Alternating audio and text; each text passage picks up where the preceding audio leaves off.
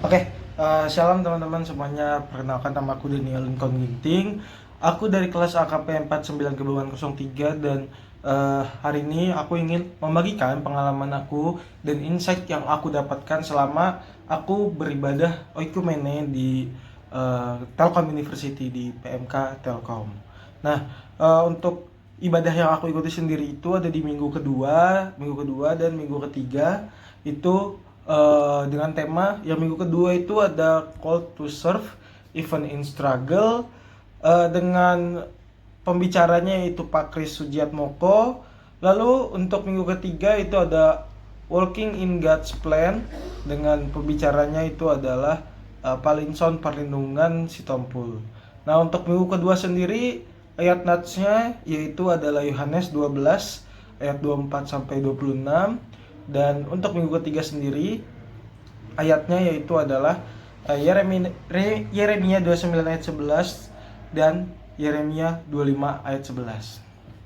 Oke, mungkin kita mulai dulu dari minggu yang kedua. Jadi di minggu kedua ini di Yohanes 12 ayat 24 itu Yesus pernah berkata, "Aku berkata kepadamu, sesungguhnya jikalau biji gandum tidak jauh ke dalam tanah dan mati, ia tetap satu biji saja. Tetapi jika ia mati, ia akan menghasilkan banyak buah." Nah, dari apa yang aku dapat dan juga hasil dari khotbah di ibadah oikumene tersebut, di ayat itu, ayat Yohanes 12 ayat 24 itu, kita menemukan sebuah kata kunci yang menjadi esensi kekristenan, yaitu paradoks. Nah, apa itu paradoks?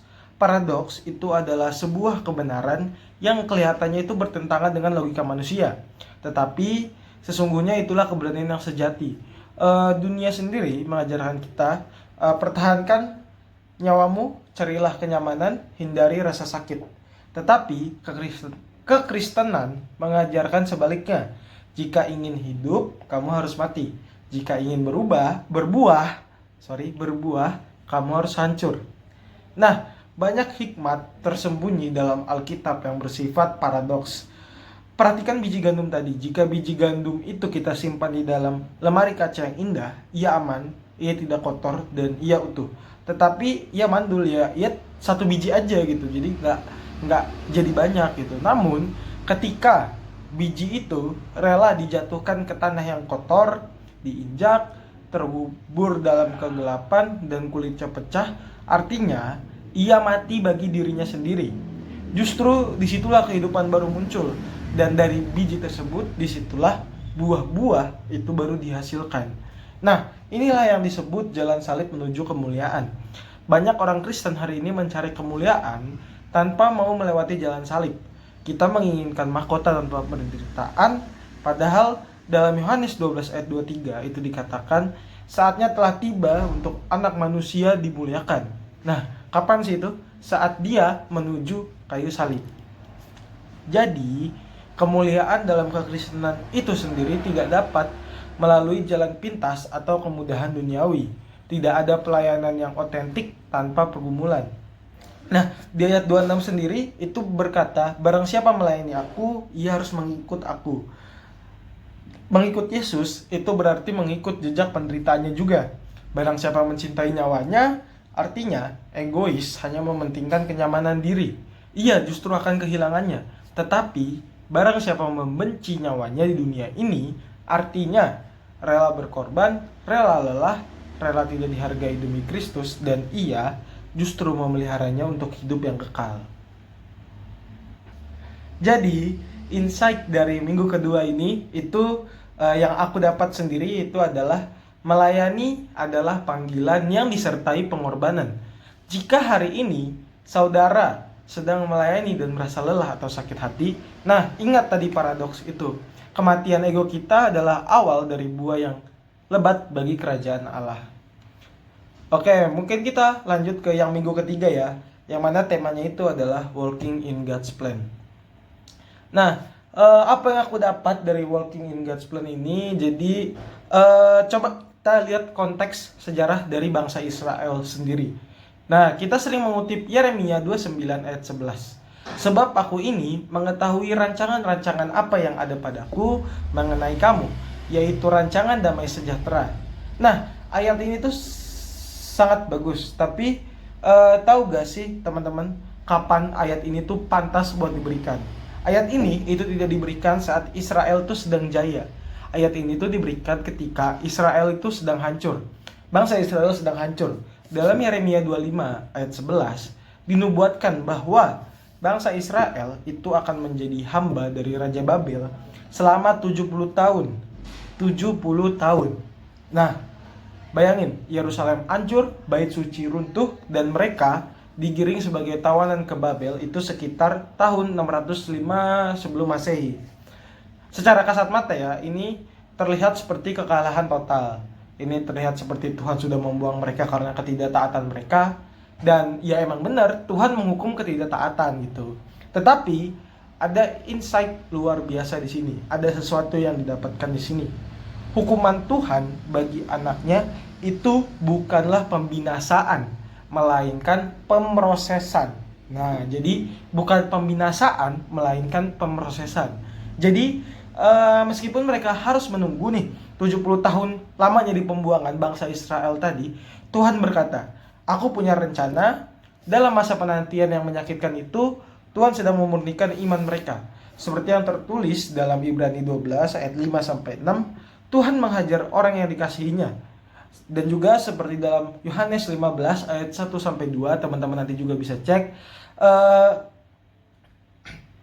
Carang yang berbuah pun itu harus dibersihkan atau dipangkas supaya buahnya itu makin banyak. Nah, proses pemangkasan carang itu tadi itu sakit.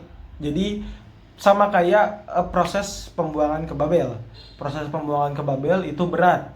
Tapi tujuannya adalah masa depan yang penuh harapan. Nah, lantas bagaimana kita bisa berjalan dalam rencana Tuhan di tengah kenyataan yang sulit? Jadi ada tiga aspek yang perlu kita perhatikan.